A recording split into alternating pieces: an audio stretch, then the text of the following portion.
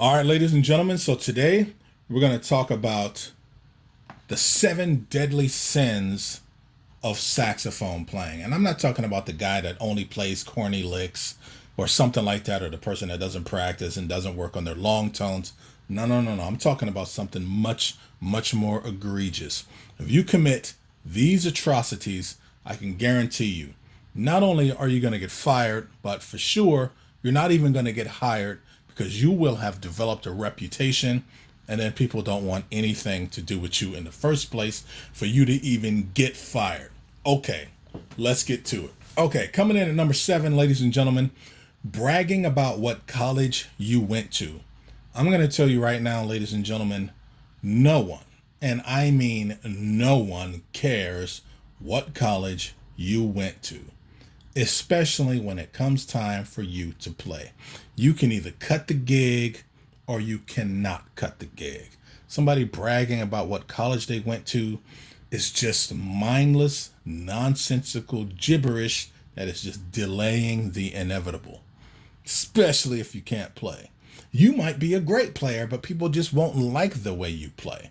So, bragging about what college you went to, definitely a bad idea.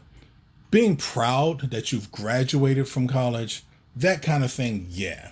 Congratulate yourself. You know, be very thankful that you were capable of going to college and completing it and getting a degree and developing these skills. But when it comes time for the gig, no one cares. Number 6. Related to number 7, this is name dropping. It's basically the same idea of me trying to use verbal clout to justify how good I think I am. I'm going to tell you right now, everything on this list pretty much comes from some type of ego defect. So I could just make a video all about ego, but I want to hone in to very specific attributes of these bad habits that we can develop very easily. And the thing about these bad habits is that people feel justified in practicing them. So coming in at number 6, name dropping. Again, if you like this kind of content, ladies and gentlemen, and you want to support the channel, you can buy me a piece of cake. I will put a link in the description below. All right. No one cares who you played with if you can't play the gig. And again, you might be great, but they just don't like your style, and that's it. And you might be auditioning for a circus gig or a theme park gig or a cruise ship gig, and I'm telling you right now, none of it matters if you can't cut the gig. And even if you can cut the gig, maybe they just don't like your attitude. I'm telling you right now, you're going to lose a lot of gigs that way. All right, ladies and gentlemen, coming in at number 5, paying too little for a saxophone. I'm going to tell you right now, if you are buying your own saxophone, from day one, you need to think about something much more important than how much money you want to pay for a saxophone. What you need to do is think about, how much do I want to invest in becoming a saxophone player? Now, it goes without saying that if you become a saxophone player, you actually want to be good. But I'm going to say it anyway. How much do you want to invest to become a good saxophone player? And this is not entirely directed toward money. How much time do you want to put in? How much of your resources do you want to utilize to become a good saxophone player? So right from day one, before you buy a saxophone, you need to ask yourself, okay, how much can I sell this thing for to help me get a better saxophone? Saxophone's biggest ego booster is how easy this instrument is to get started with. This is one of the biggest traps, and it's going to come back on this list.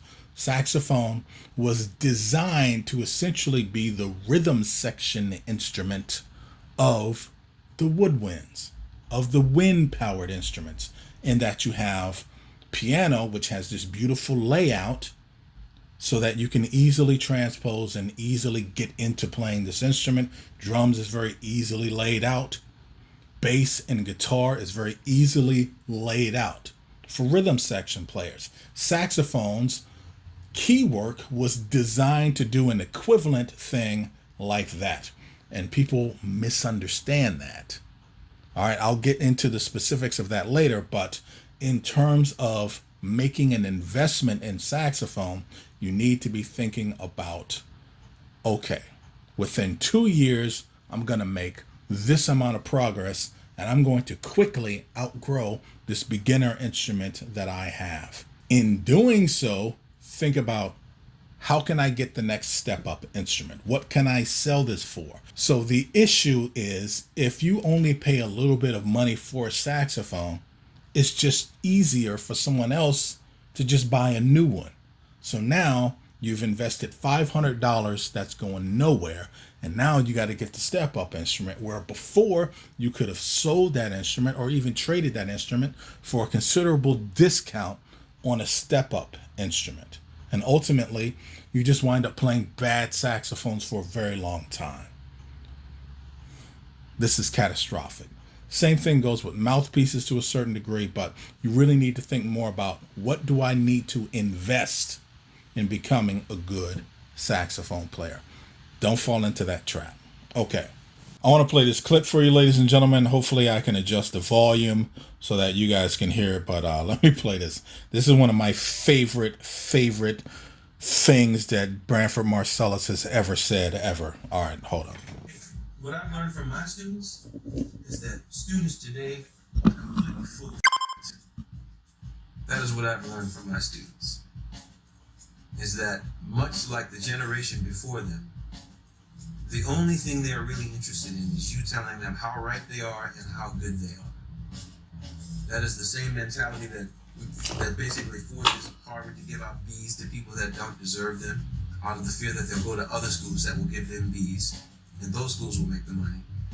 We live in a country that seems to be just in this massive state of delusion, where the idea of what you are is more important than you actually being that. And it actually works as long as everybody's winking at the same time. And then if one person stops winking, you just beat the crap out of that person, and then they either start winking or they go somewhere else. But it's like, yeah, my students just, all they want to hear is how good they are and how talented they are. And they're not really, most of them aren't really willing to work to the degree to live up to that. Number 4, being a know-it-all. How can you learn anything if you already know everything? And what happens is you feel very accomplished in what it is that you've learned. And then all of a sudden, the game changes. And now you don't know anything. And the game changes a lot. The game changed a lot when smooth jazz just blew up. I can't even begin to tell you how many great bebop saxophonists struggled playing smooth jazz because they just wound up playing bebop all over everything.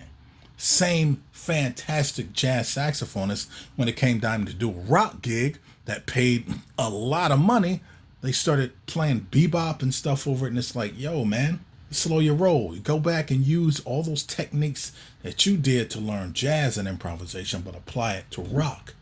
Simplify your life, you know what I'm saying? So always understand that there is a lot to be learned, and you do not know it all. We're always practicing, we're always learning new songs, always learning new techniques. Okay, number 3, ladies and gentlemen, thinking saxophone is easy. I notice this a lot more with people who come from other instruments that go into playing saxophone. They enter with this idea that saxophone is easy, they pick the instrument up, and they learn like 10 songs in like a week. And I mean like songs. But they sound terrible. And the only thing that comes out of their mouth is how easy a saxophone is to play. Wow. It is one of the most insulting things that you can ever display to a saxophone player, because you're really just belittling all the work that people have put into getting good at their instrument. To say that this instrument is easy and anybody can do it. But in reality, I have never heard anyone say saxophone is easy that actually sounded good on the instrument. Like I said earlier, the instrument's layout has been specifically designed to be simpler than that of a clarinet. And it is beautiful in that regard. However, people begin to pride themselves on the speed at which they can accomplish these feats on saxophone, not paying enough attention to the only thing that actually matters, which is what you sound like. They all sound terrible. They sound terrible. It's a clue that somebody's going to sound terrible. In fact, if you really want to compile it, be a name dropper, tell me what college you went to, and then tell me how easy saxophone is. And I'm putting your name on that list. Coming in at number 2, I didn't know whether to put this one at number 2 or to put this one at number 1, but devaluing the saxophone / devaluing yourself. This is one of the more depressing ones, and I don't know if there's anything about playing saxophone that really infuriates me more, or it's more upsetting than devaluing the saxophone or devaluing yourself as a saxophone player. Here's the problem.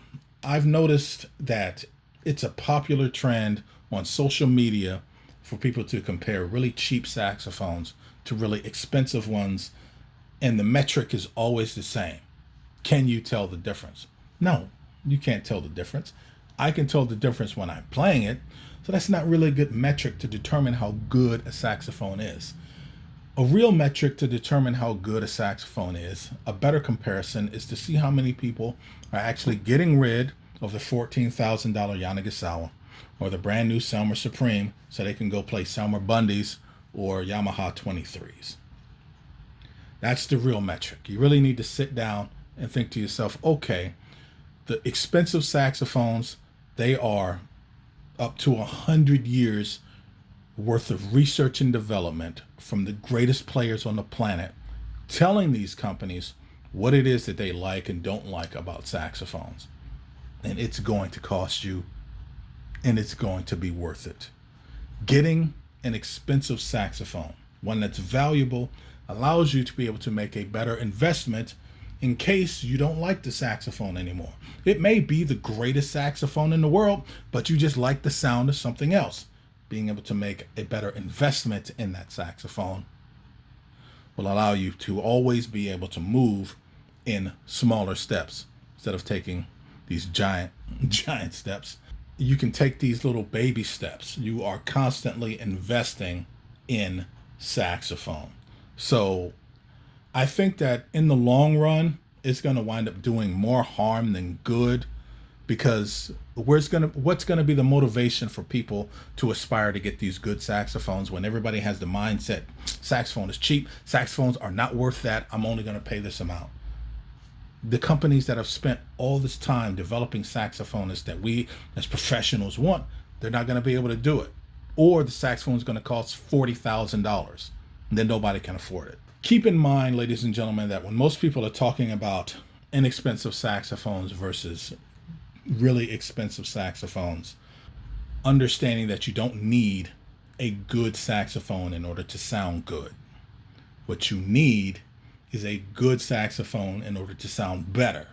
So you have to get some kind of good to understand and appreciate what an expensive saxophone is going to do for you. So think about that next time you're watching any of those videos. And if you go through my videos, even with the mouthpieces and stuff that I've done, I've never done those types of comparisons. I don't think that they're fair to you as a consumer. I don't think that they're fair to the manufacturers. Okay. All right. Coming in at number 1, ladies and gentlemen, and I got to put my glasses on for this one.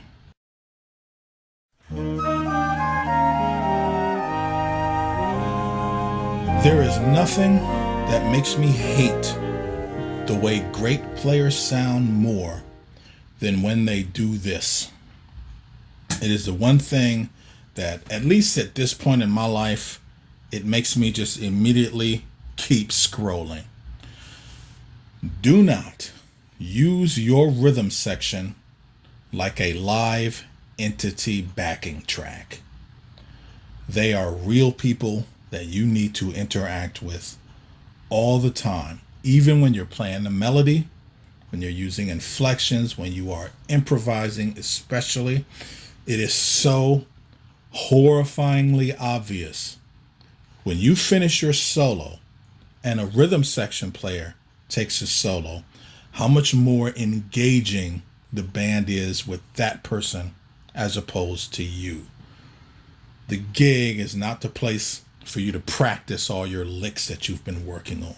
The gig is a place to create this wonderful musical experience that the musicians in the band and your audience can enjoy. You have the ability to work collectively with a group of musicians, and I can't even begin to tell you how much I value this.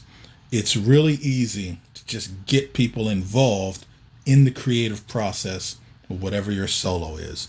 And the first person I generally default to is the drummer, because the drummer can most easily communicate my ideas with the rest of the rhythm section.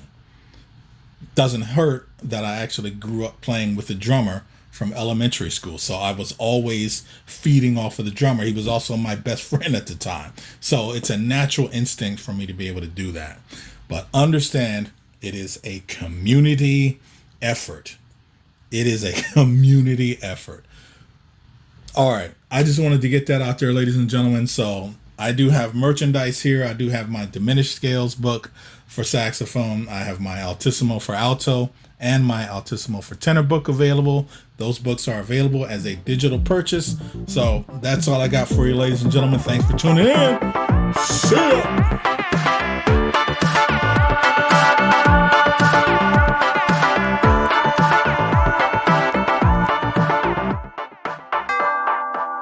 Bring the funk back.